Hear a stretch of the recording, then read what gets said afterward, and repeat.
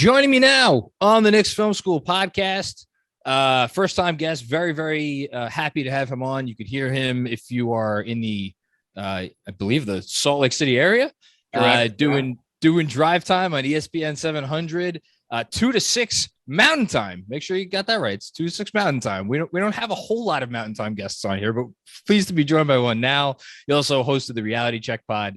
Spence Checketts, how you doing, man?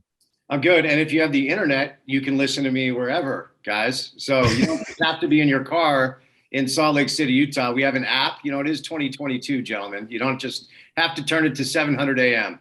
So you are talking to the least technologically proficient person on the face of the earth? I'm right there with you, buddy.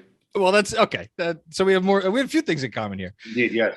Obviously, we're bringing you on to talk about the Jazz's new Italian signing, Simone Fontecchio, who, no, yes. I'm kidding. We love it for 6'8". Yes, love it. Seems like an interesting prospect, right? Oh, I guess. I just get a kick out of all these people that are like, yeah, I've totally been watching him for years. And you're like, no, you haven't. Don't lie. You know, like I read Gavoni's stuff too. And so we'll see what happens. Yeah. But I don't know much about him. As a proud Italian, it's nice to get another Italian in the NBA. So it is, as I speak to you right now, 1:35 Eastern time on Thursday, July 21st. And Donovan Mitchell is still a member of the Utah Jazz. I'm going to start just by asking you, when the stuff first came out, if someone had asked you then, I guess about a week and a half ago, is Donovan Mitchell going to be a member of the Jazz in 10 days? What do you think your initial reaction would have been? You know, I don't know that I would have been surprised either way, but from my vantage point, I thought they were looking to move on from Donovan a lot earlier than most. The Adrian Wojnarowski report is something that I've been talking about on my show, quite frankly, since about April. Oh, wow. Okay. When they lost in the playoffs. I mean, look, you guys know what it's like. You see a team hit a ceiling. It's pretty obvious. All of the indications, I worked for the Jazz for about 8 years. And so I have good relationships over there, and all of the indications seem to point to them moving on from Gobert. And the walking line was, well, we're going to build around Donovan Mitchell. That's what most people thought. The only conduit they had to bringing in decent pieces around Donovan immediately was Rudy. So when they traded Rudy, and the package was 4 first-round picks, some young pieces, none of whom I think are ready to step in and make a tangible difference right away, the logical conclusion was Donovan's probably going to be next. But now it feels like we're in a little bit of a staring match, a little bit of a stalemate.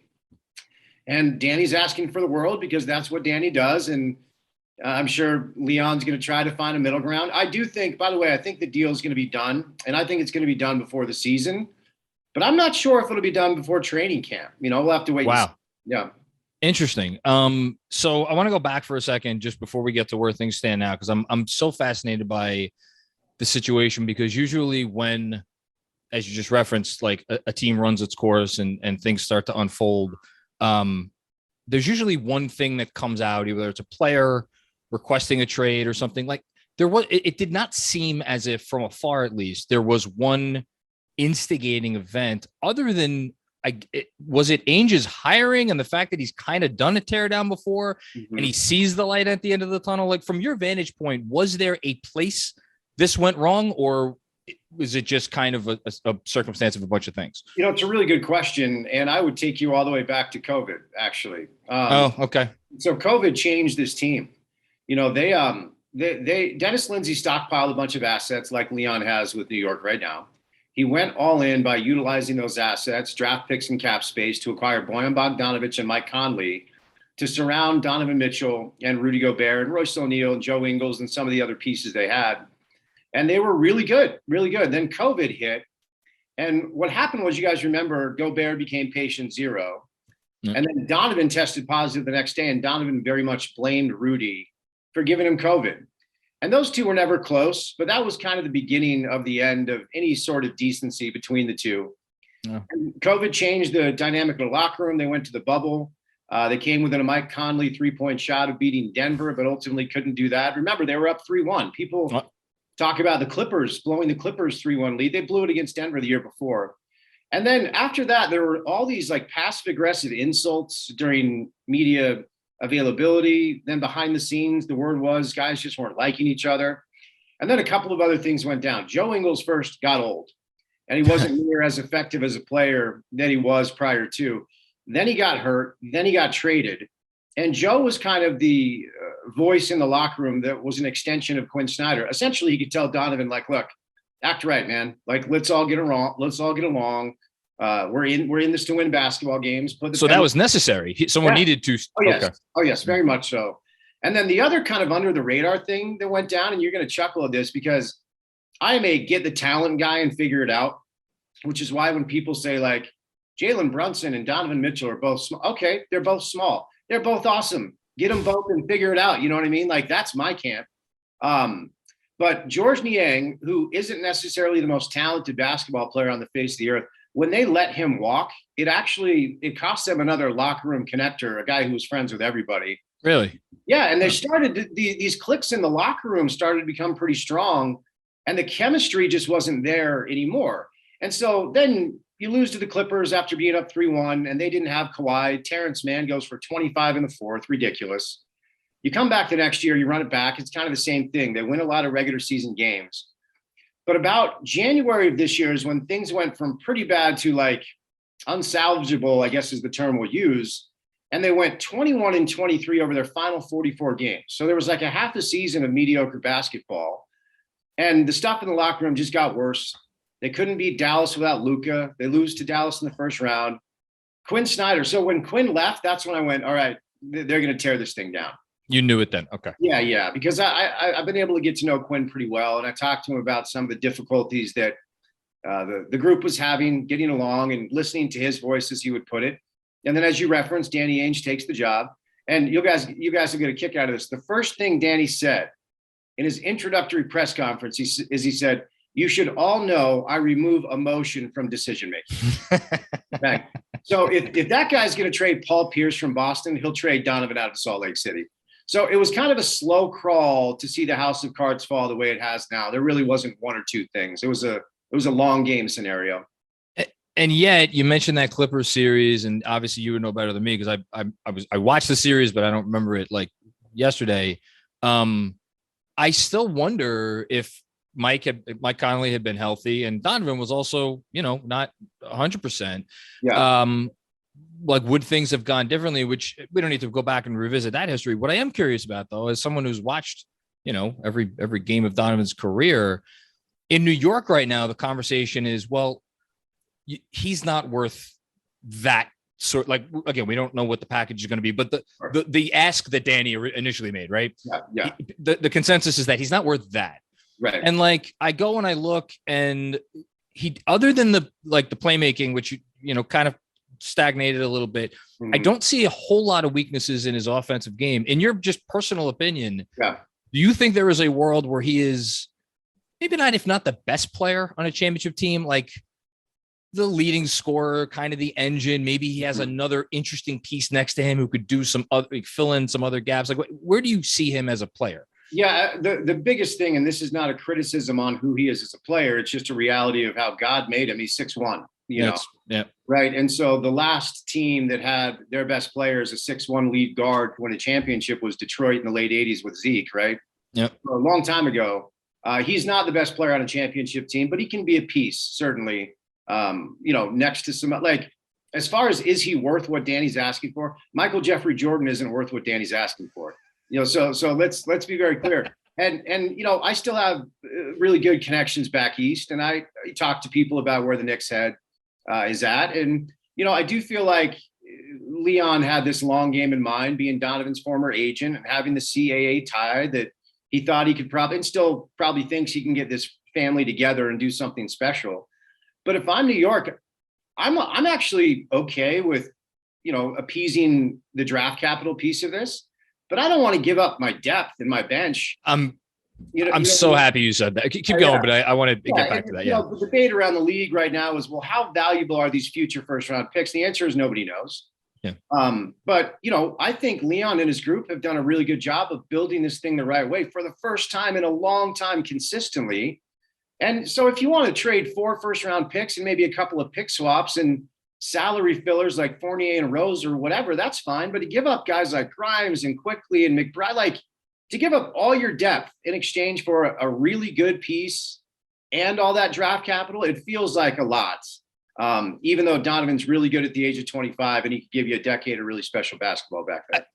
I'm so happy you went there, because to me, it's not just to look at the ask in a vacuum is useless. There's three segments for me here. It is, what is it going to leave you with in the short term, like immediately, right? Which is probably the least important of the three. And then the other two for me is, will you have enough left to make the next trade? Because as you and every major media person says, Donovan is not going to be the guy, even if maybe he's the leading scorer. You need another star, legitimate star alongside him.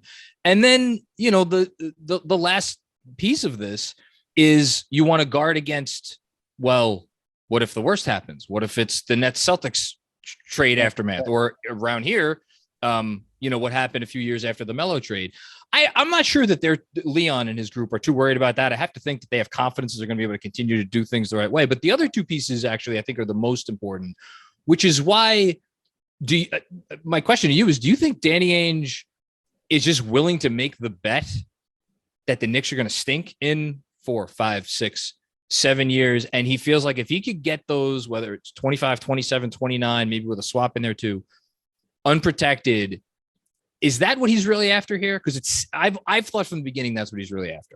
Yeah, I do think that's what he's after. And I think the Minnesota package that he received for Gobert is a good baseline here. And also understanding the way Danny was able to break down a couple of teams and build them back up historically in Boston is also something to look at. I mean, the reason why there's a lot of anxiety around the league to give up unprotected picks is we do have recent precedents of 2 unprotected picks winning the lottery. One was Kyrie in Cleveland, and the other was the pick that was Markelle Fultz that ultimately was Jason Tatum. The Baron Davis, man. Once a Knick, always a Knick. Baron Davis. Yeah, exactly.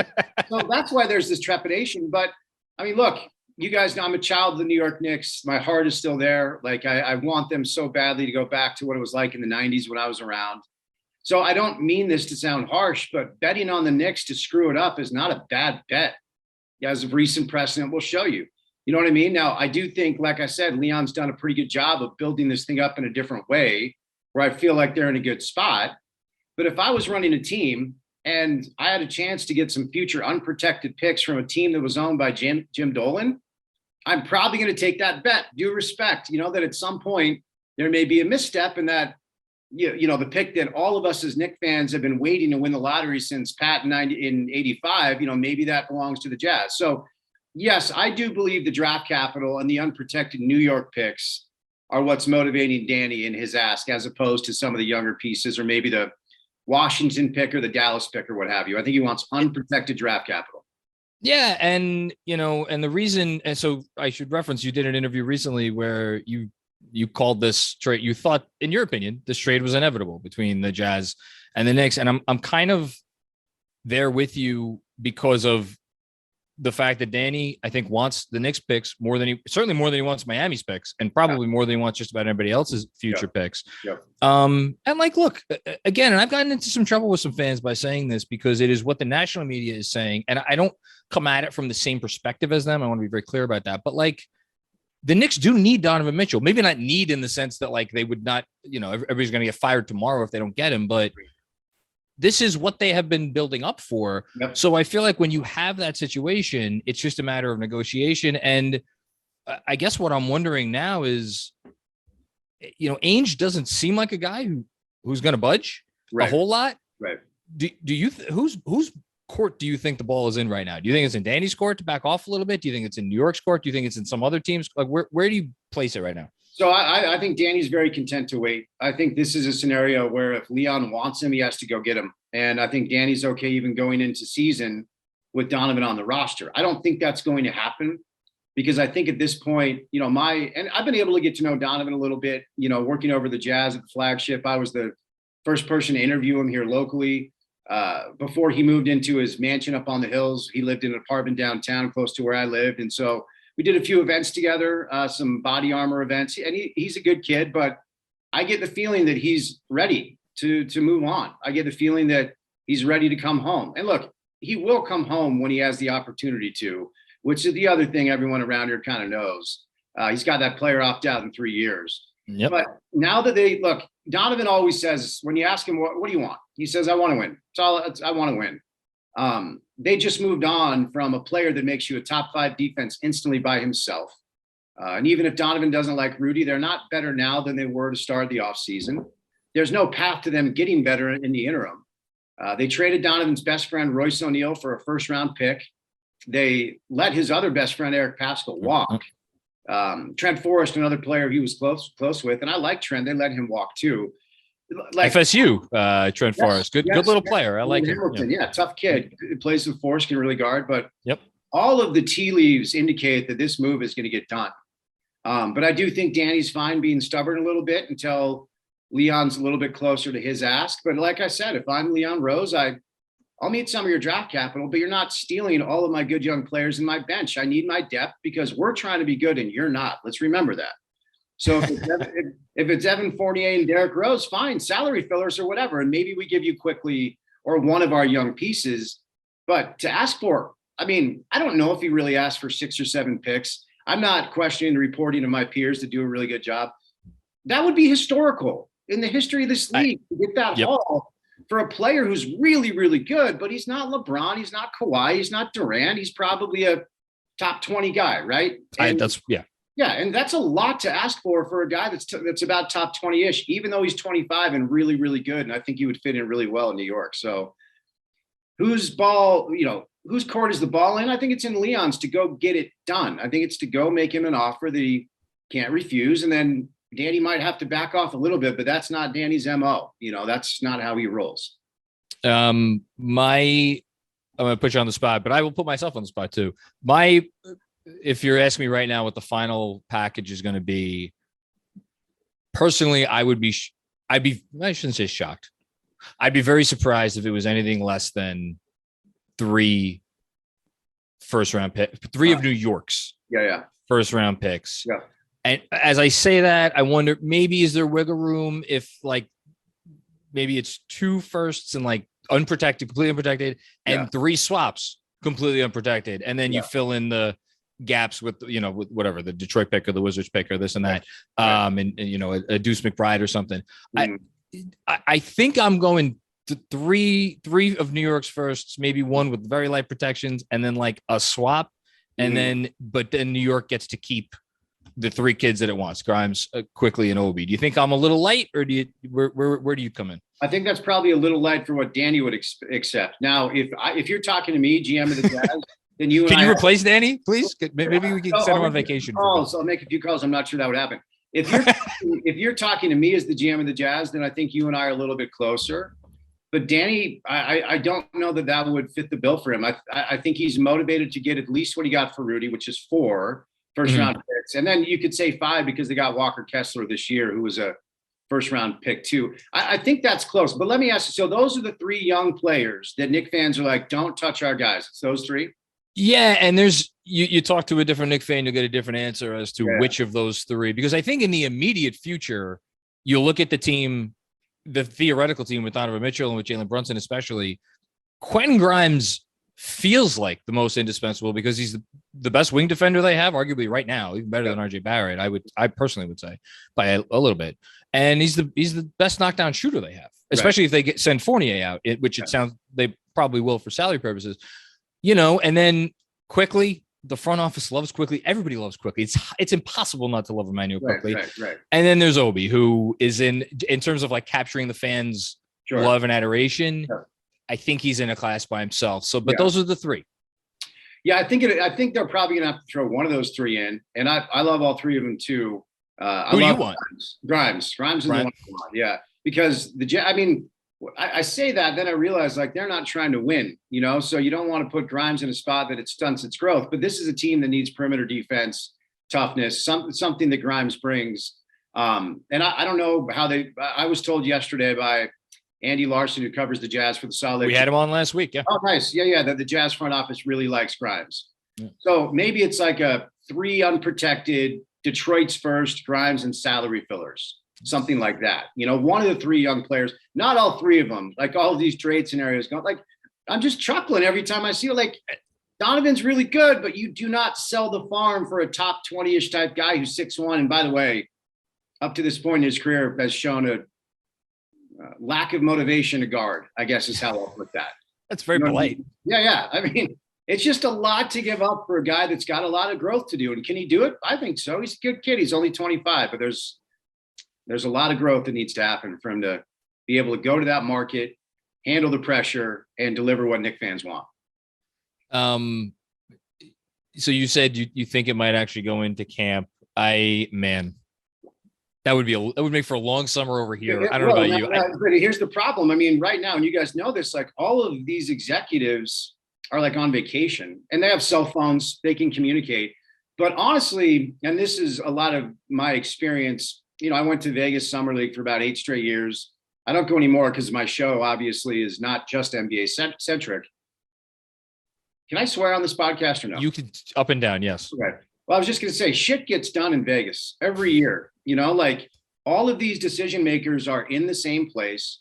And I said on my show, I said, if they get back from Vegas and go on vacation without a deal, we might have to wait for another 5 or 6 weeks. Now, camp is in what, about 2 months? I think camp usually opens around September 30th. Okay, so, we've got a long time ahead of us until camp, but I thought something would get done in Vegas. And now, like Ryan Smith just took Dwayne Wade, Danny Ainge, Justin Zanuck. I think they're in Lake Tahoe golfing and on a boat or whatever. And all these guys are on vacation for a minute, And I mean, really, what difference would it make if the Knicks Jazz made the trade tomorrow, as opposed to 5 or 6? It would make a difference for us because we're all thirsty, right? We want it to happen. Yep. We're all refreshing our phones and waiting for it. But this could carry out throughout the course of the summer until these guys are a little bit more motivated. Unless Leon has this matrix moment where, everything flips and he is willing to meet Danny's demands. 2 more super quick ones. Just yes or no, do you think a third team ends up getting involved? I mean, there's been the Russ rumors as Utah being a salary dump place for him and something. Yeah, you think that happens? Not if it's Jazz Knicks. I think one of the reasons I keep talking about Jazz Knicks is, 2 reasons. Donovan wants it. Donovan wants to go home. He wants to head back to New York. And the Knicks have the package that makes the most sense. The Jazz, they don't need a third team. There's a deal to be made between those two. Now, if Brooklyn wants to get involved because they want Donovan to replace Durant, then we could see a 3-team scenario. But the DeAndre Ayton offer sheet changed that a little bit because Phoenix was the logical third team between Brooklyn and Utah, and now they're not. So, no, I really believe that the deal is New York, Utah, and it's Donovan, maybe Rudy Gay as another salary filler. Yep. Fournier, Rose. I'm going to say Grimes. Sorry, I know you don't. No, that's fine. Listen. Let's say 4 first-round picks, 3 New York, and then Detroit. So I think that's the framework of a deal I think we're looking at. And then finally, before I let you go, I would be remiss to not ask the son of Dave Checketts at least one question. Yeah. Give me one memory, something that stands out from that time. It's funny. Did you read Blood in the Garden? Did you read Chris's book? I talked to him about it for 2 hours. It's very nice. Yeah, Chris reached out to me when he was early in the process a few years ago, and I was able to connect him to Jeff Van Gundy, my father, and a bunch of people that he interviewed for the book. One memory, holy smokes! Oh, you'll get a kick out of this one. I was home from college. I went to the University of Utah, stayed out here in Salt Lake. I was home visiting from college, and I woke up one morning in my boxers, came downstairs as like any 18 or 19-year-old would do to grab some cold cereal. And I turned to my right, and I remember I was like, that's fucking Phil Jackson. Like, the fuck is Phil Jackson doing? It was when my father interviewed Phil when Jeff was coaching the team. He came to the house. My mom had cut some fresh fruit up to Phil Jackson. And I pulled one of these. I was like, gave him a wave, went back upstairs. And then a couple days later, the story breaks that my father had talked to Mike Wise, got it from the New York Times. And it's like, oh, that's what Phil Jackson was doing at the house early. Wasn't just there for cereal and fresh fruit. Wasn't there for a breakfast. He was there to have a conversation. I could do this all day, man. Those Knick 90s teams, man, that I still to this day just love those teams. I tell you what, maybe we'll bookmark a later time for you to come on just to for maybe during the summertime. You can come on and share some more stuff. Maybe after a trade happens. Who knows? Man. We'll see. This was absolutely fantastic. I know we said it at the beginning, but could you just remind our listeners one more time where they could find you, hear you, and all that stuff? Yeah, I'm on Twitter, Instagram. I don't use social all that much, but just my name at Spence Checketts. My show is 2 to 6 Mountain Time, 4 to 8 Eastern Time. We had Isol on this week. We're going to have Alan Hahn this week. I actually do talk Knicks basketball. I talk a lot of NBA. You can go to ESPN700sports.com, or we podcast the show. It's called The Drive with Spence Checketts. We're up, free, available on any catcher platform. So yeah, check it out. Thanks, guys. Awesome stuff. I cannot thank you enough for coming on, shedding some light on the situation. And yeah, guess we'll see what happens from here, right? Thanks, guys. Appreciate it. Be good. Absolutely.